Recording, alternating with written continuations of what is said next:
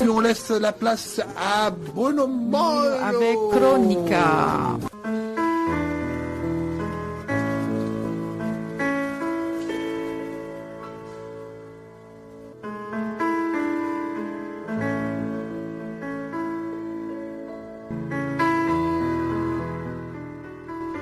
Auditeurs, auditrices, bonjour. Bruno Moyot à l'antenne. Donc nous avons Emmanuel Della Torre qui est là avec nous. Oui, bonjour. Bonjour. On nous entend là en fait. Maintenant on nous entend. D'accord, bonjour à tous les auditeurs, surtout les auditrices. Aussi. Voilà. Nous avons Julien Wegner aussi. Bonjour. Bonjour. Et Philippe. Si, bonjour. Bonjour. L'italien de service. Si. Oui. J'ai fait la traduction de monsieur Emmanuel. Ah, d'accord, voilà. Bon, c'est bien. Merci Philippe, c'est bien. Donc, moi je voudrais commencer par Julien Wegner, oui. Qui je connais depuis peut-être 1 an ou 2, en tant qu'attaché de presse. Ouais. Et là, j'ai eu la surprise, là, il y a peut-être 15 jours, 3 semaines, de voir que vous avez fait un livre, que vous avez écrit un livre. Tout à fait. Sous un autre prénom, parce que dès Julien Wegner, il m'a pléthore. Oui. Alors du coup, j'ai pris 2 initiales de mes prénoms, et du coup, c'est LJ, pour Louis Julien à la base. Voilà. D'accord. Et moi, j'ai été étonné par ce livre, parce que, vous parlez le jeu, et en tant que femme. Oui. Donc c'est un peu étonnant, disons que ça m'a surpris un peu, et puis voir que tout le livre est comme ça, et tout. Comment on peut se mettre dans la peau d'une femme?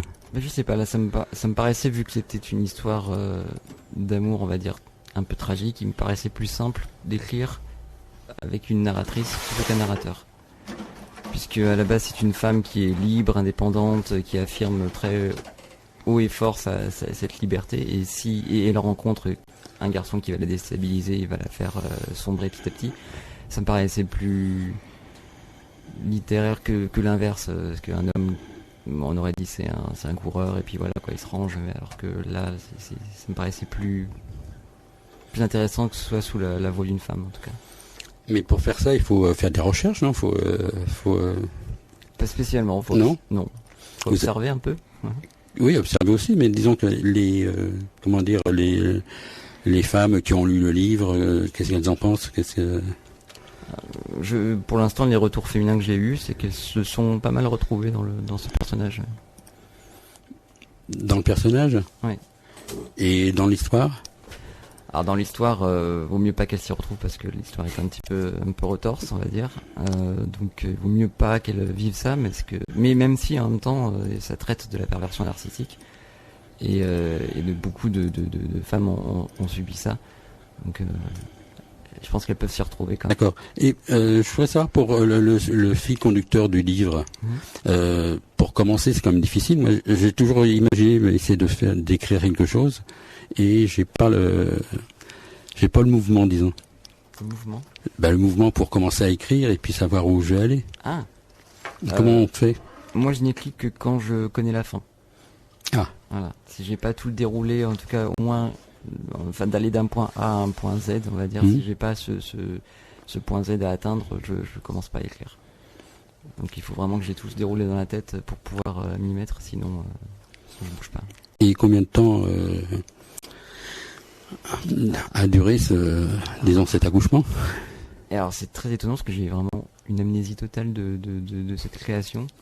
Je sais que je l'ai fait, je sais que je l'ai, enfin voilà, je l'ai découvert vraiment en le relisant en fait. Donc je sais pas du tout, parce qu'il y a des jours où je vais pas écrire du tout, des jours où je vais écrire toute la journée. Je n'arrive pas à quantifier en tout cas.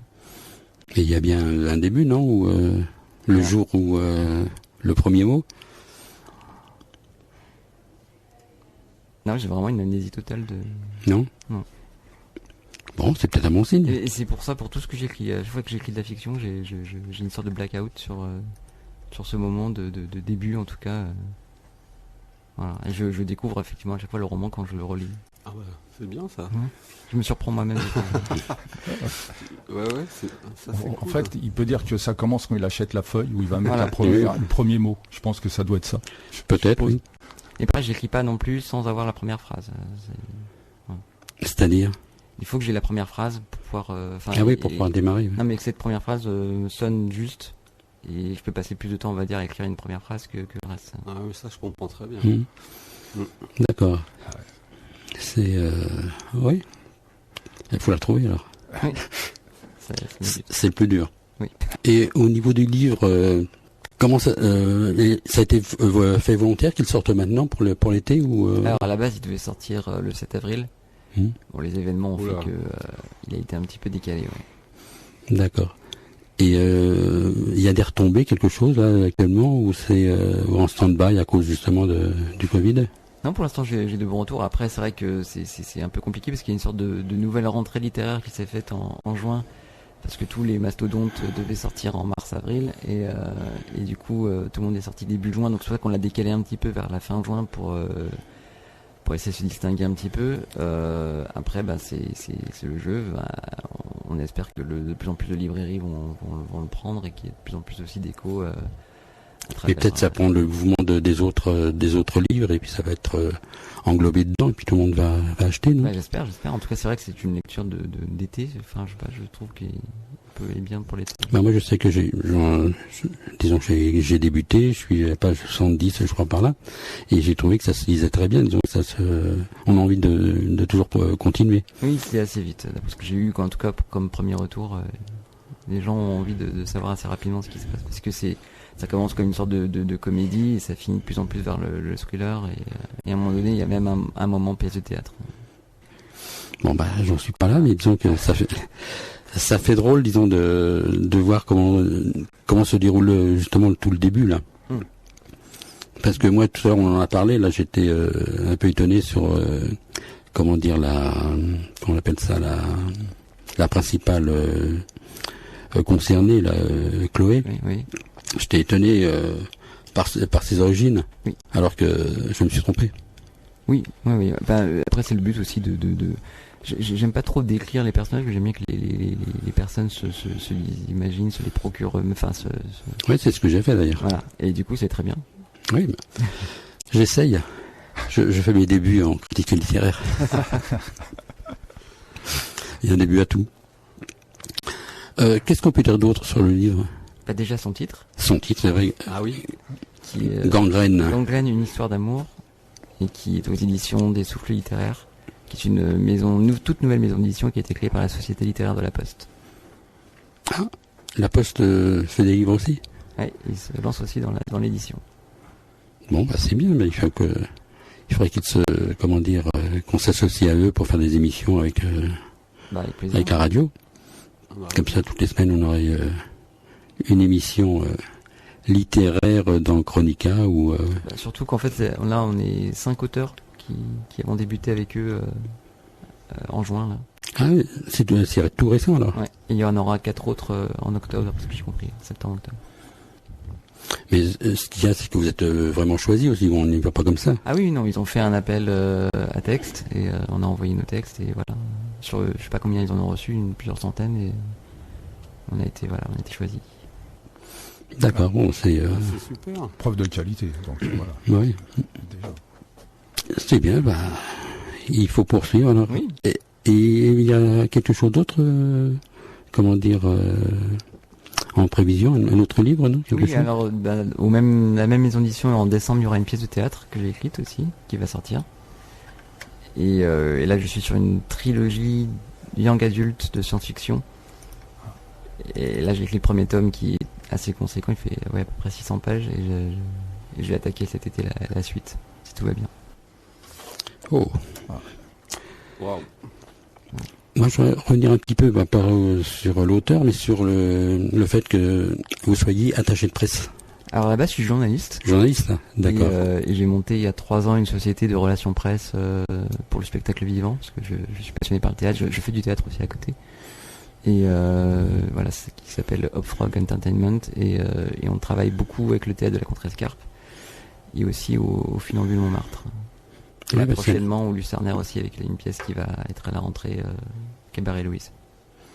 D'accord, ça je savais pour la Contrescarpe, pour le Funambule, parce que je suis venu à plusieurs spectacles, dont les 4 Barbus, je crois. Non, c'est pas les 4 Barbus. Non, c'était... je pensais que c'était... Je crois qu'on s'était dit pour Fausse Note. À Fausse Note, oui. Ouais. Il y avait Fausse Note, et puis au Funambule, je sais plus, Cyrano peut-être. Ah, Cyrano, voilà, c'est Cyrano. Comme j'ai aimé beaucoup les 4 barbus et puis Cyrano, j'ai confondu Cyrano. Non, mais Cyrano, c'était extraordinaire. C'était un Cyrano uniquement par des femmes. Avec des femmes et par des femmes. 4 femmes qui faisaient tous les personnages, c'était incroyablement beau. Cyrano, alors. Cyrano. Et avec comme décor des bougies pour éclairer la scène. Ouais. C'était vraiment formidable. Exact, j'ai vu ça. Ouais. Et ça va recommencer, Cyrano? Alors là, j'ai pas eu d'informations sur Cyrano. Non. Non. Je l'ai vu J'espère. 3 fois, je crois. C'est Tellement, un très beau spectacle. c'était 1h30 de même, un peu plus, qui était extraordinaire. Ouais. Il faut... de toute façon, vous continuez comme attaché de presse. Ah même je continue. Après là, c'est vrai que c'était un petit peu particulier. On va dire je me suis mis entre parenthèses à ce niveau-là pendant quelques mois et que là on va reprendre tout doucement à partir de... Je sais que le théâtre de la Contrescarpe va reprendre en octobre.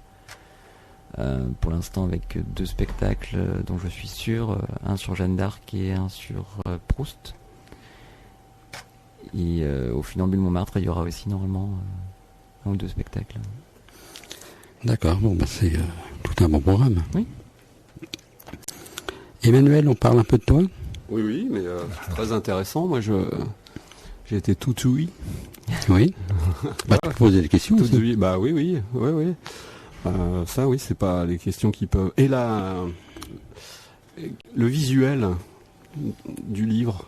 Alors le visuel, il est un peu particulier. C'est une sorte de moitié crâne et moitié cœur. D'accord. Voilà, c'est assez organique. Enfin, c'est vraiment tout le long du roman, c'est une sorte de métaphore sur l'amour comme maladie. Et qui, comme elle le dit, elle se sent gangrénée par cette personne. Et du coup, voilà, je voulais qu'il y ait vraiment une sorte mais de crâne un peu à la mexicaine, où c'est très festif, comme ça. Et l'autre partie très organique avec le cœur en lui-même, quoi. C'est fort comme mot, gangrène. Ouais. À la base, il s'appelait que gangrène avec un point d'exclamation. Ouais.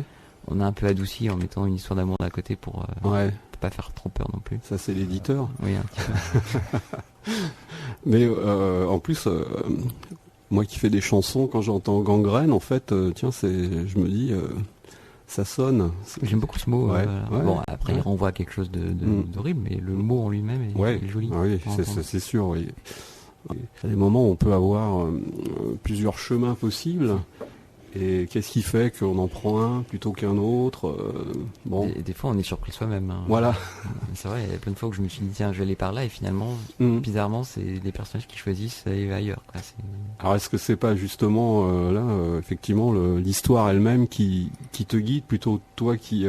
Mais des fois, oui, c'est un peu les deux. Quoi. Ouais. C'est ce qu'on dit souvent dans les chansons. Finalement, on fait pas ce qu'on veut. Une fois qu'on a un thème et on a quand même le dernier mot. Hein, ouais. Parce que oui. Moi, je veux vraiment aller dans cette direction-là, donc on y va quand même. Après, il y aura des circonvolutions qui font que finalement ça va pas être comme on voulait, mais on y va quand même. Ouais. J'ai une question à te poser. Ouais. De toute façon, Manuel, c'est pareil.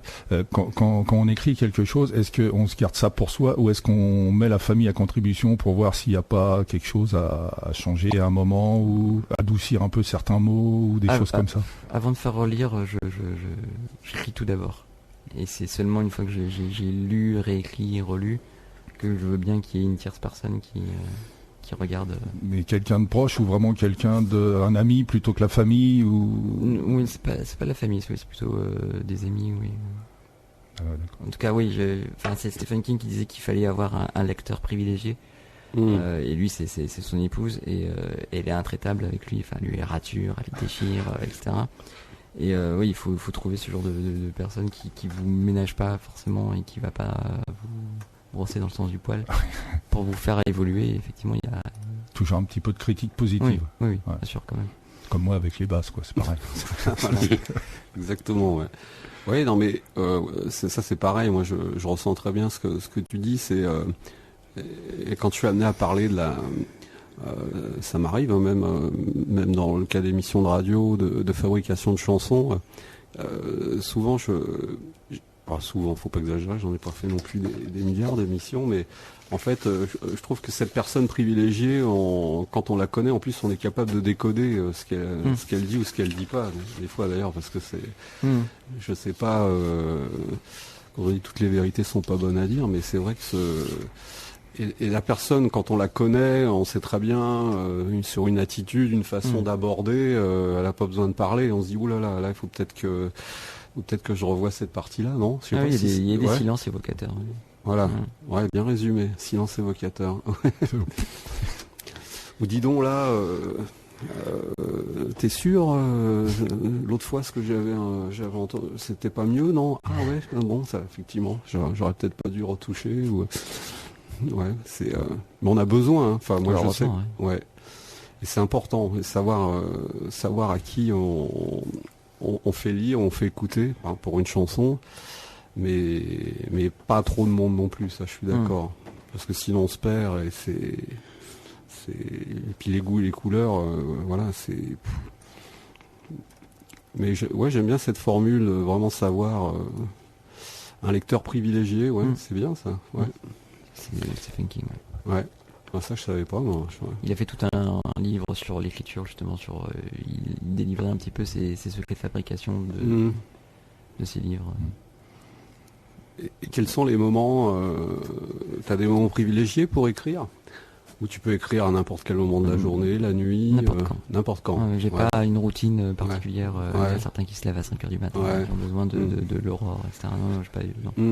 J'écris quand ça vient. S'il y a des jours où je sens qu'il y a rien qui va sortir, ça sert à rien de s'y mettre. Donc du coup, non, j'ai vraiment pas de moment particulier. C'est peut-être ce qui fait justement le phénomène que tu puisses produire des choses, comme tu disais tout à l'heure, sans vraiment avoir le sentiment d'avoir pris 6 mois, 1 an, tout ça. Tu fais au fil de l'eau, quoi. Ça vient pas. Ouais. Voilà. C'est peut-être une autre façon de faire qu'effectivement tous les matins à 5h c'est compliqué, ou toutes les nuits à 2h, ou à l'heure de l'apéro. Enfin bon, voilà. C'est pas évident, quoi, je pense. Et je peux écrire en dehors de chez moi, enfin, il n'y a vraiment pas non plus un lieu fixe. Ouais. Tu écris sur un ordinateur? Oui, ouais. D'accord. Ouais. Quand j'étais plus jeune, j'écrivais sur une machine à écrire. J'aimais bien le contact avec la machine à écrire. D'accord. Le bruit que ça faisait, tout ça. Avec, un traitement de texte, t'as pas de... Là, oui. Ouais. Là, on va pas demander si c'est Mac ou Windows. Mais toujours dans l'écriture, ça fait longtemps alors? L'écriture. Oui, l'écriture, c'est depuis que je suis gamin que j'écris. Ouais. Ah oui. D'accord. J'ai toujours dit à mes parents que j'écrirais plus tard. Enfin, ça a toujours été mon. C'est pour ça aussi que je suis allé vers le journalisme, parce que dans la presse écrite, j'ai vraiment un contact permanent avec l'écriture. Pourquoi ce titre? Alors là, pour le coup, pareil, j'ai du mal à écrire sans avoir la première phrase et sans avoir le titre. Ah. Et le titre est venu tout de suite, et à la base, effectivement, Gangland, c'était avec un point d'exclamation, c'était vraiment une sorte de cri du cœur de l'héroïne face à tout ce qui lui arrive au fur et à mesure. Parce que là où tu en es, pour l'instant, c'est assez idyllique, oui. Mais ça va vite tourner au vinaigre. Donc cet après-midi, je vais reprendre le bouquin alors. Oui, parce qu'on s'aperçoit que ce garçon n'est pas forcément venu par hasard dans sa vie, quoi. D'accord, moi j'en suis là justement. Au tout début. Oui, donc là il est apparu et comme un miracle. Oui, parce que là aussi c'est un personnage un peu particulier parce qu'il sourit en permanence. Et pour moi, il n'y a rien de pire que quelqu'un qui sourit en permanence. Il cache forcément quelque chose. Oui, aussi, oui. Pour moi en tout cas. Non, mais j'allais dire une bêtise, mais non. C'est bien. Tu as peut-être le droit, vas-y. Non, c'est pour être plus sérieux, c'est vrai que quelqu'un qui sourit en permanence, ça fait penser à vas-y, je t'attends, retourne-toi et tu vas prendre un bon coup sur la tête, quoi. Ça c'est voilà, quoi. Ça c'est dit, je le dis là de façon plus correcte, parce que bon, j'ai fait quand même quelques années en chantier et j'ai des fois des mots qui sortent qui sont pas très corrects, donc je m'en excuse d'abord. Enfin, veuillez m'excuser, chers auditrices et auditeurs, si mes paroles glissent de temps en temps. Mais non, c'est vrai que quelqu'un qui sourit tout le temps, ça pose question, c'est vrai. Ouais, je te rejoins sur ton analyse. J'ai pas réfléchi comme ça. Je vais voir le roman d'une autre façon. Là. J'ai pas pensé à cette chose qui riait tout le temps, oui, qui toujours le sourire. Oui. Mais tu verras, c'est vraiment quelque chose qui revient, c'est sa caractéristique en fait. Même la seule caractéristique physique finalement qui est indiquée, c'est ça, quoi. D'accord. J'avais vu qu'il y a quelque chose qui est toujours comment dire, toujours disposé, toujours. Bon, Chloé, quand elle va être avec lui, lui toujours preneur et toujours. Il est affable, il est très gentil, il est très. Oui, voilà. Ouais. Faut toujours se méfier des gens comme ça. D'accord, je vais voir ça cet après-midi. Moi, j'avais une petite question. Oui, pardon. C'est vrai que j'étais bien tranquille dans ma chaise là dimanche matin. Bien loin du micro. Bien loin du micro, c'est pas bien ça pour un chanteur en plus. Non mais alors c'est vrai que plus on se rapproche, plus on met des graves. Hein, Oui. Voilà. Bon, mais ouais, il me venait à l'esprit. Je pense que tu l'as orthographié comme gangrène. Ah, si. Voilà. Ouais, Mais j'entendais aussi gangrène. Ça c'est mon esprit peut-être musicien. La gang et reine, R-E-I-N-E. Je sais pas, ça tient. Ça aurait été pas mal. Ça aurait été, ouais, ou ça peut être. Il y a aussi le gant et la graine. C'est Voilà. Oui, c'est vrai qu'il y a Ah, des- on est bien parti. On va écrire un texte aujourd'hui. Justement, dans le roman, il y a une histoire de gants aussi. À un moment donné, avec le mais papier en cadeau. donné, Oui. ouais, c'est ça. Ah. C'est tout. C'est quelques lignes. Oui, quelques lignes. Oui. Mais c'est original. Il y a des choses qu'on n'y pense pas, disons, des petites choses qui se font entre amoureux ou autres. Comme le coup du gant, là, c'était. Je trouvais que c'était pas mal comme chose. Oui. Oui, je sais plus, parce qu'honnêtement, j'ai des trous de mémoire. Je sais qu'il lui demande, de devenir les mains vides, et elle vient avec un gant. Oui, Juste une main gantée. juste une main gantée, oui. Et lui demande d'enlever le gant, et du coup, sa main est vide en dessous. Donc, elle est venue les mains vides. En tout cas, ça donne envie. Ouais. Ah oui, de toute façon, moi, je Non. suis. En plus, là, on ne voit pas, mais il est très sympathique. Hein. Il y a des jolies petites moustaches. On va faire une Il photo. sourit. Attention, c'est suspect. C'est suspect. Ouais, très attention. Il y a une page Facebook pour Gangrène? Pas pour Gangrène, mais pour mon nom d'auteur, oui. Ah, d'accord. LJ Wagner, auteur. D'accord. Bon, on va auteur regarder. avec un H, comme auteur. Voilà, c'est ça. Un grand auteur, oui. Grand auteur. Ouais, il faut un grand H. Ah, il faut. Ouais. Non, parce que tout à fait, honnêtement, moi qui connaissais pas cette. Julien, oui. Non, attends, c'est pas ce que je voulais dire. Ah bon, pardon. Moi qui n'ai, pardon, français. Moi qui ne connaissais pas monsieur, je suis agréablement surpris par le fait qu'il ait réussi à marier plusieurs genres dans un seul livre et pour aboutir après à de la science-fiction qui est totalement un domaine qui n'a rien à voir avec ça. C'est le premier livre qui sort. Et c'est justement cet atypisme, pour moi c'est de l'atypisme profond qui m'intéresse. Donc je pense que à titre personnel, là je suis sérieux pour une fois, ça m'arrive. Je vais suivre la carrière de Julien ici présent. Voilà. Ouais, c'est. D'accord. Et en plus, l'été, c'est quand même une période propice à la lecture. Hein. C'est vrai, oui. Moi, je sais que je lis toujours plus l'été qu'à d'autres moments, parce qu'on voilà, envahi par les messages, etc., etc. Il y a toujours plein de choses aussi à lire, mais c'est vrai que la lecture d'un bel ouvrage, un beau roman, c'est toujours, on peut s'y plonger, et c'est vrai que ça donne envie. Bon, Juste le confinement a redonné aussi envie de lire aux gens, je trouve. ouais. Bah ouais. C'est un mal pour un bien, ou un bien pour un mal, on sait pas. Chacun voit ça de son côté, mais effectivement, c'est vrai qu'il y avait, ça faisait partie un peu, ça permettait de s'envoler un peu de son quotidien. Et pour les gens qui étaient donc confinés en appartement, parce qu'il n'y a pas que des gens qui ont des pavillons, c'était un moyen de sortir tranquillement, s'évader de chez soi, quoi. Et j'avais une question, Julien, justement, quels sont tes auteurs favoris, si t'en as d'ailleurs, parce Oui, que j'en ai, oui. C'est souvent des auteurs morts d'ailleurs. bon, c'est bon, on rigole, mais ouais, franchement. Non, c'est vrai que la littérature contemporaine me touche moins, donc Ouais. on va dire que c'est surtout Zola. Ouais. Je suis un grand fan. D'accord. Mais aussi Mishima, avec Tolkien. D'accord. Ok, ouais. Voilà, c'est vraiment ceux que je lis beaucoup. Après, je lis un peu vraiment de tout, mais et en auteur contemporain, Bret Easton Ellis, Ouais, d'accord. celui qui avait fait American Psycho. Ouais, Donc, oui, je lisais. Ouais. D'accord. Voilà, et en ce moment, je suis en train de lire un livre de Paul Auster. Ah, d'accord. Un livre Fluffs qui fait 1200 pages. Ça fait deux Américains là. Ouais, du coup, ouais, c'est vrai que la Et littérature. pas d'Italien. Non pas mais italien. attends. Ça, je connais très peu la littérature. Ah, Il pourra alors. lire tes textes déjà. Et Henri De Luca, tu connais? Non. Ah, alors là, ouais, moi, on m'a fait découvrir hein, personnellement, et c'est un magnifique auteur. Et vu tes goûts, ça n'a rien à voir avec Zola, mais il y a quelque chose chez Henri De Luca. Enfin, c'est vraiment pour moi un immense écrivain et quelque chose de rugueux, de social, avec une culture phénoménale.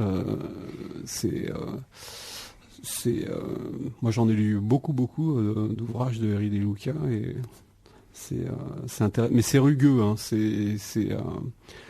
on a parlé de lui il n'y a pas si longtemps parce qu'il a fait parler de lui parce que c'est par rapport au tunnel. Il s'était engagé, je crois qu'il avait fait, il était parti pour faire de la tôle, je sais pas s'il l'a fait ou pas d'ailleurs. Il s'était engagé pour le. Ah non, c'est pas le tunnel, c'était la ligne. Lyon-Turin. Ouais, c'est ça. Oui. Alors c'est quelqu'un de très engagé, alpiniste. Il est rugueux, une immense culture. Il traduit des ouvrages régulièrement.